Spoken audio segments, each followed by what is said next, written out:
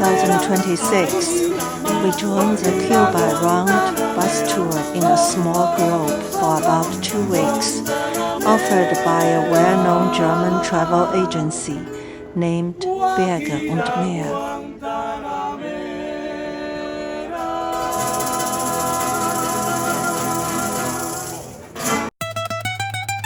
Day 4, January 21st. Today we leave Havana heading towards the heart of Cuba.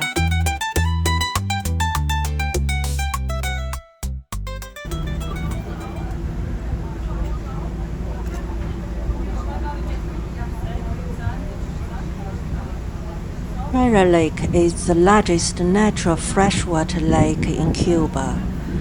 A boat trip on the lake is quite cozy. Across the lake, we will arrive at the Guama village, a reconstructed indigenous village with 21 life-size sculptures depicting indigenous life.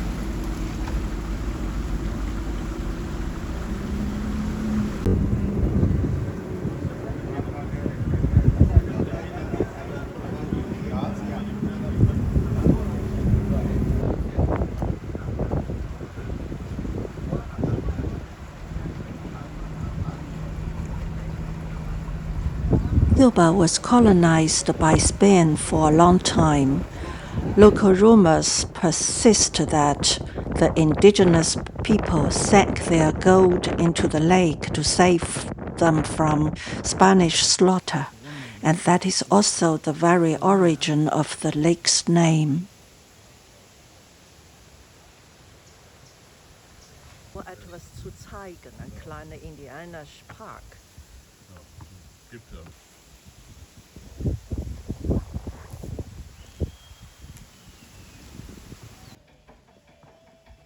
Hast du auch gemarkt worden?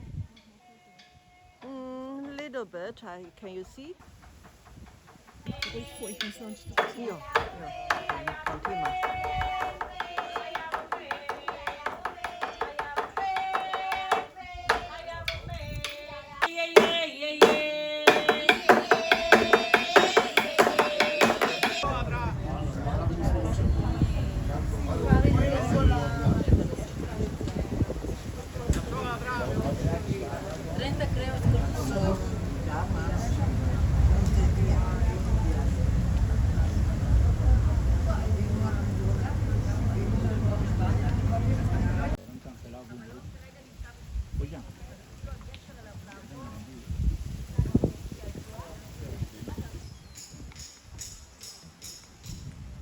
Clara Lake is renowned for crocodiles as well, yet they were nowhere to be found at the so-called crocodile park. Instead, I encountered one on my plate for lunch at a nearby restaurant later. That is my first time eating crocodile. The taste is truly hard to describe, gamey and swampy.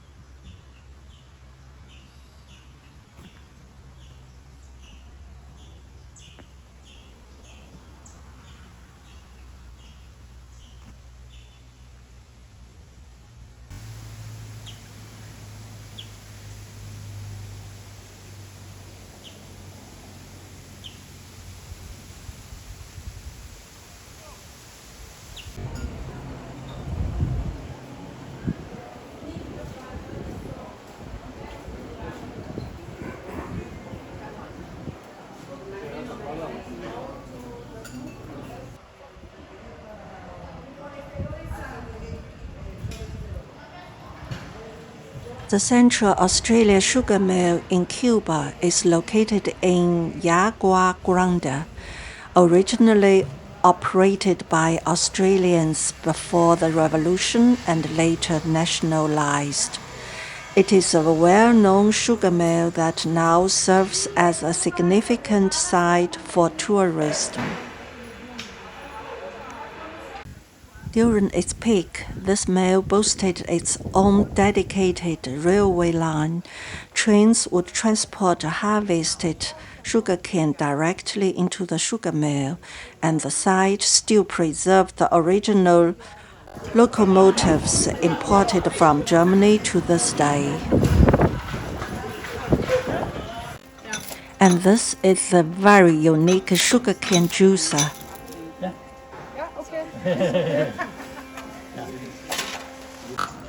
Outside the weathered ruins of the plant, a rusty horse-drawn cart drifted by, echoing the decay of the sugar mill. It's a scene where time seemed frozen in place.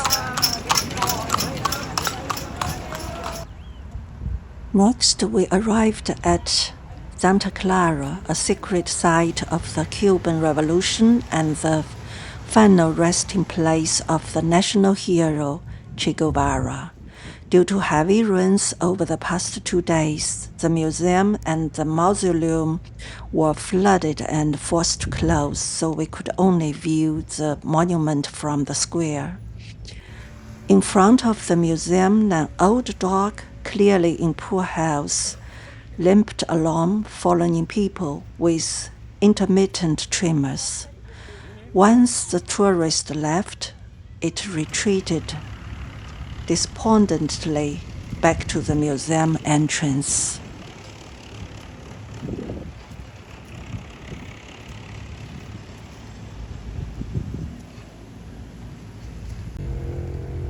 Not far from the museum lies the armored train park, commemorating the spot where Che Guevara used a bulldozer to derail an armed government train, a move that secured a decisive victory for the revolution. Personally, I have zero interest in communism, yet I found Che Guevara a revolutionary who relentlessly pursued his own realistic, romantic ideals with the discipline of a Catholic ascetic truly admirable. Still, I can't help but wonder if Che Guevara were to travel through time and saw the Cuba of today, what would he say? As one of the famous sayings of Che Guevara goes, after we leave, they will build schools and hospitals for you and increase your wages. This is not because they have a conscience, nor because they have suddenly become good, but because they are terrified that you will take everything into your own hand. Then another question. What is there in today's Cuba?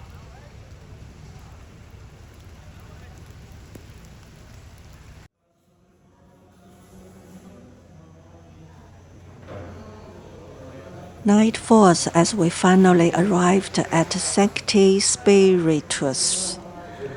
Our hotel was beautifully vintage, though the sight of the geckos hanging out between the high-ceiling rafters at dinner definitely horrible.